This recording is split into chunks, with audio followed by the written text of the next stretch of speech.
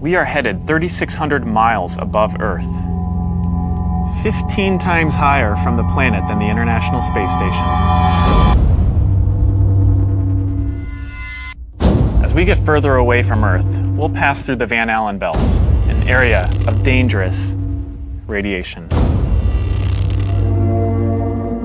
Radiation like this could harm the guidance systems, onboard computers, or other electronics on Orion.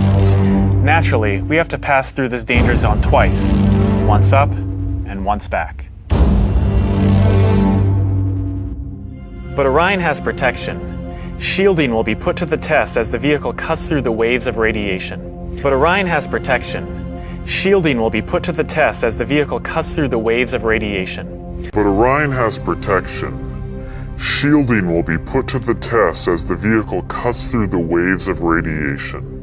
Sensors aboard will record radiation levels for scientists to study. We must solve these challenges before we send people through this region of space.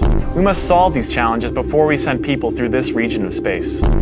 We must solve these challenges before we send people through this region of space. For this flight, it's time to head home. Over the years, I made several videos regarding so-called astronaut Don Pettit, basically the head of mockery when it comes to NASA. I find it very interesting what he says during this interview from a few months back. He basically states the technology to go back to the moon has been destroyed. He'd love to go back in a nanosecond, but that technology does not exist anymore. But then he goes on to talk about going to Mars.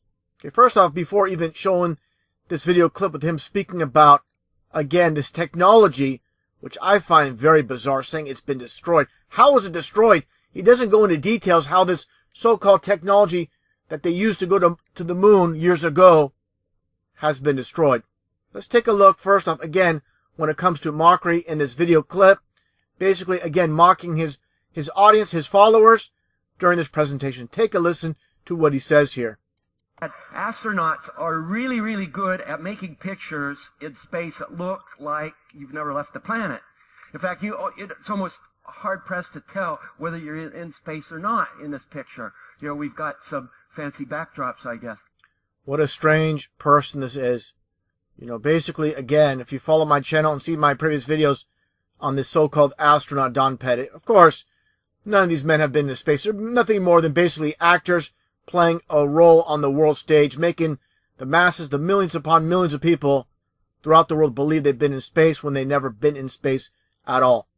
Now I'm going to play the video clip itself with Don Pettit again being interviewed. Just very bizarre interview.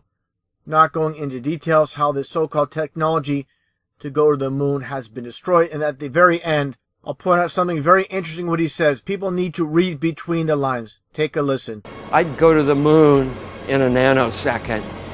The problem is we don't have the technology to do that anymore. We used to, but we destroyed that technology, and it's a painful process to build it back again. But going to Mars should be one of the next series of steps that humans do. The first step should be going back to the moon for a number of technical reasons and exploration reasons, and then after that, Mars, maybe high orbit in Venus atmosphere, maybe going to Europa. There's all kinds of targets to go to, places of interest in our solar system.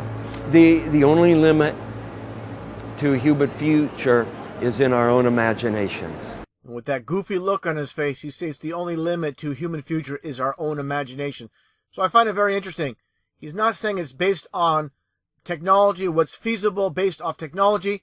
He says it's based on our imaginations. So when it comes down to it, like I played this video clip I'll show in a second with William Shatner stating, science and science fiction are one and the same. There's no difference whatsoever. Take a listen. My question is, through your career and your writing and your acting, you've inspired so many people to enter the sciences. How do you balance science with science fiction? They're both the same. The mystery of science fiction is what I'm talking about. Science and science fiction are essentially the same. Thank you very much. How do you prove a black hole? How do you know those gravitational waves proved the collision of two black holes? somehow eventually they are able to observe phenomena. No, they can't observe. It's too far away. It's too theoretical. How do we know what they're saying is true? You know what it really is? It's all science fiction. Science and science fiction are essentially the same. Thank you very much.